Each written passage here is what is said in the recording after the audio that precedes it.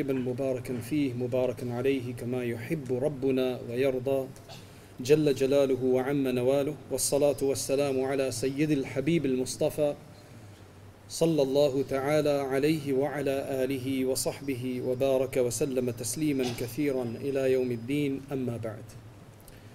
Firstly, I'm extremely honored to be in the midst of all of these great people and very honored to be invited by the Jamiyatul Ulama here and Mawlana Shaib Sahab, Mufti Abdul Muntaqim Sahab and the other Hadarat who are here, and to be in the, mashallah, the company again of Hazrat Mawlana Mahmud Madani Sahab as well, and of course in your company on this Sunday night. We ask Allah subhanahu wa ta'ala to make this extremely beneficial for us. In the few minutes that I have, I just want to quickly go through some of the life of Hazrat Mawlana Hussain Ahmed Madni rahmatullahi alayh. But the purpose of going through this is not just to tell you where he was born and when he died. The idea is that we're trying to take a few lessons from this. We had one great Hazrat Mawlana Madni Sahab rahmatullahi alayhi who has inspired so many different people, and you know, this is why we're sitting here in London. Allah knows best whether he ever thought that this would have happened. Maybe he did, but this is really amazing. So what we want to do today is we want to think, how can we toe this line? How can we also do something? Yes, you who are sitting here. Because if you look at Hazrat Madni rahmatullahi alayhi, he didn't come from some big city of India. He came from the eastern UP side, in a little district of the Faizabad. I actually checked Faizabad on the map today. It's actually north of Allahabad. It's several hundred kilometers away from Delhi. So it's away from the main center. It's away from Deoband as well. Deoband is in western UP. Deoband, Saharanpur, Morada. It's about 3 hours, 4 hours from Delhi. That's closer to the western side. This is the eastern side. His father, Sayyid Habibullah, they are descendants of Rasulullah sallallahu alaihi wasallam, and several generations before that they had come to the subcontinent. But his father, Sayyid Habibullah, rahimahullah, he was a headmaster in a school. So you think he's just some kind of headmaster. But the wonderful thing that I just discovered is that he was actually a Khalifa of Mawlana Abdur Rahman Ganj Muradabadi rahmatullahi alayhi. So he's a head teacher. His son studies in their hometown for about 12 years, in two different places for about 12 years or something. And then after that, after primary school, he does his primary school. And at the age of 12, he then goes to Darul Deoband. This was in 1891. He was born in 1879. 1879, so that's well over 100 years already. 1891 is when he goes to Darul Deoband. Now, mashallah, here there was Shaikhul Hind, Maulana Mahmud al-Hasan rahmatullahi alayhi. He paid special attention to him. In fact, he taught him many books personally. Despite the fact that Hazrat Maulana Mahmud al-Hasan was so busy, he wouldn't give time, extra time out of the class hours to even some of the other older students. But for some reason, he saw something in this young boy who had come from this area, and he gave him very special attention. People are generally made by others. You don't make yourself by just claiming something. Today, people on YouTube, etc., they want to make themselves, so they promote themselves by criticizing others, as though putting others down will put you up. This is a big problem. People make you. You have to submit to someone. So Shaikhul Hind had special attention paid to him. And then after that, he went back to his birthplace, back to his hometown. And then after that, his father decided. Now you can see somebody in India at that time who's in this eastern area of UP suddenly takes it in his heart to go and make hijrah to Medina Munawwara. To go to Medina Munawwara and decide to leave everything, while it's in the hearts of many people that they may hope to do this, just like a dream. But there's very few people who make that a reality. He went. His father went, and the whole family went with him at that time. So they all went to Medina Munawwara. This is after Hazrat Maulana Hussain Madni rahmatullah had graduated. Before departing though, he gave bay'ah to Hazrat Maulana Rashid Ahmed Gangohi rahmatullahi alayhi. So he gave him the pledge of allegiance, a spiritual pledge of allegiance. So he became his murid. his Sheikh Rashid Ahmed Gangohi rahmatullahi alayhi, he told him that I'm not going to give you any dhikr. I want you to go, when you go to Makkah Mukarramah, you will see my Sheikh there, who's Haji Imdadullah, who had migrated to Makkah Mukarramah. And I want you to take the dhikr from him. So finally, when they went to Makkah Mukarramah, it was some time before the Hajj. So they went to meet Haji Imdadullah, rahmatullahi alayhi. And they used to attend, him and his brother, they used to attend Haji Imdadullah's gathering of dhikr. Then finally came Hajj, and then he went to Medina Munawwara and he moved there. Now what's very interesting is that at that time, the Indians, people of the subcontinent, had a lot of influence in the Haramain. In fact, Haji Sahib said, Haji Sahib's advice was that if you want the dunya, then stay in Jeddah. If you want the dunya, then stay in Jeddah. If you want the deen and the dunya, then stay in Makkah Mukarramah. And if you want just the akhirah, just the deen, then go to Medina Munawwara. And the reason for this is that, mashallah, the Indians were very well established in Makkah Mukarramah and in Jeddah. So you could easily do good business there, and you could get the dunya and akhirah inside Makkah. But in Medina Munawwara, there were less opportunities. There was a life of struggle in those days. Right? There was a life of struggle, but they had decided to go to Medina Munawwara. His father sat down with the whole family, his wife and the family, and he said, look, this is what our struggle is. We need to start some business. They started a small business, but they realized that it's not going to produce enough.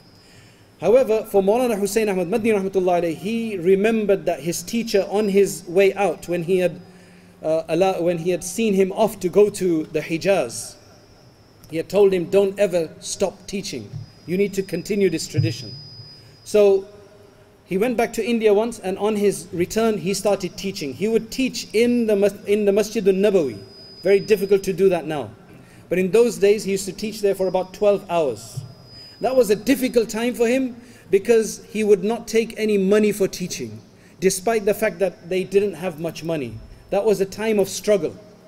That was a time of struggle, mashallah. That was a time of struggle, but inna ma'al usri yusra. Mashallah, our Hazrat Maulana Sahib, they're all benefiting from this struggle now, mashallah, the barakah, right? So 12 hours straight he would teach. In 1914, his Shaykh came, Shaykh Mahmud al-Hasan, rahmatullahi alayhi, and with him he went for Hajj. Some years later, his Shaykh was finally arrested because he had started this galvanizing the people against the British. Long story, I can't get into that right now. So Shaykh Hussain Ahmad Madni rahmatullah joined him for Hajj, and then eventually when Shaikhul Hind was going to be imprisoned in Malta, right? I actually visited Malta about 10 years ago, in fact, to try to look for this place. Where were they imprisoned, right? Hazrat Maulana Hussain Ahmad Madni rahmatullah decided to actually go with him. He wasn't incriminated for anything, but he decided to go with his Shaykh so that he can accompany him and be at his service. For 3 years he stayed in Malta with his Shaykh.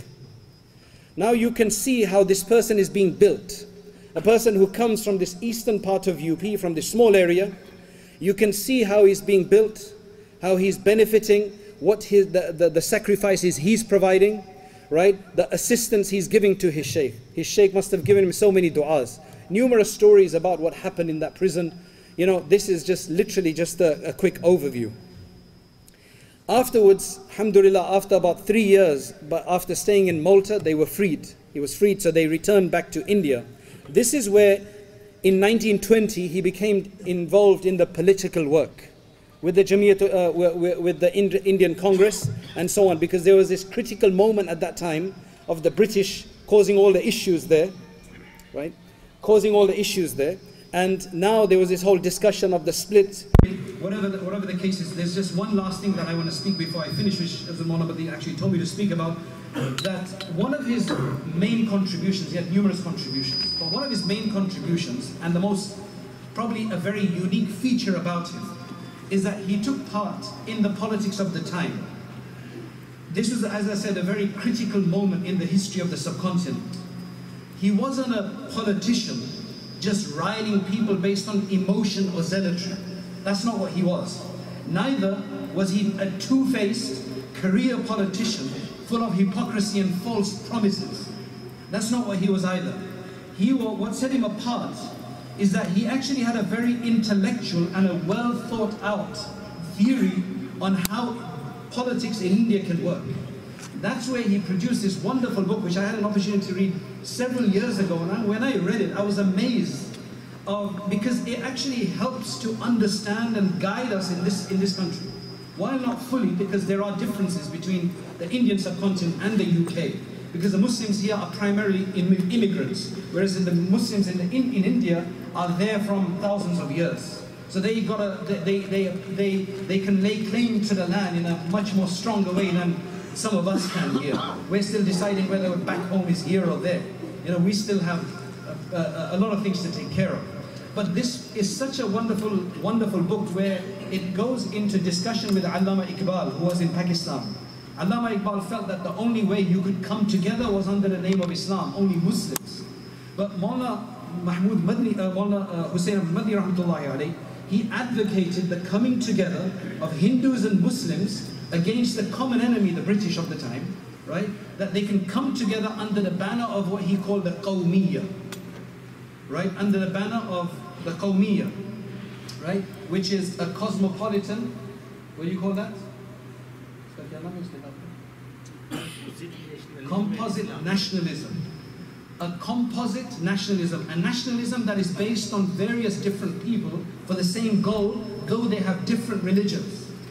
But you see, this is where we can learn from that while he did this, which eases the way us to work in tandem with other religions in this country, he was for plurality, but he wasn't for pluralism.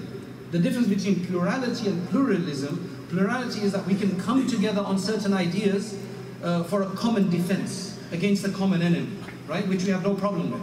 But pluralism means religious pluralism, that we start to accept every religion as being justified, and that means our religion is just one path to God, right? In the real sense of it. That's not what he advocated. He was clear that Islam was unique in its own way, and in the way that it connects with Allah subhanahu wa ta'ala, but we can come together. So that's a book that I think anybody who's serious about understanding relationship and plurality in this country should read, because for me it opened up my mind. Now, where did Hazrat get this from? Why such a well thought out philosophy and an approach which makes him very different from other people? Allah subhanahu wa ta'ala knows best. He comes out of this village, he goes to Darul Deoband, he stays in Malta, he has obviously interaction with British and others, right, the Germans and so on, even the Ottomans, and then after that he stays in Arabia for a decade at least, teaching hadith, meeting with so many different people. This is what broadens your approach so that he could come and really understand what Hindustan needed at the time. We ask Allah subhanahu wa ta'ala to benefit us from these great people, that we could also be inspired, us, our children, to do things of this nature in the right way. But as Hazrat did, he had association with a Shaykh. He did his adhkar and his dhikr. And that's one of the most important thing for your heart to remain strong, especially when the going gets tough. And we ask Allah subhanahu wa ta'ala to bless his family, his descendants, and to continue this mission through them. And Allah give us tawfiq as well to follow suit and accept us for the service of his deen. Wa akhiru da'wana and alhamdulillahi rabbil alamin.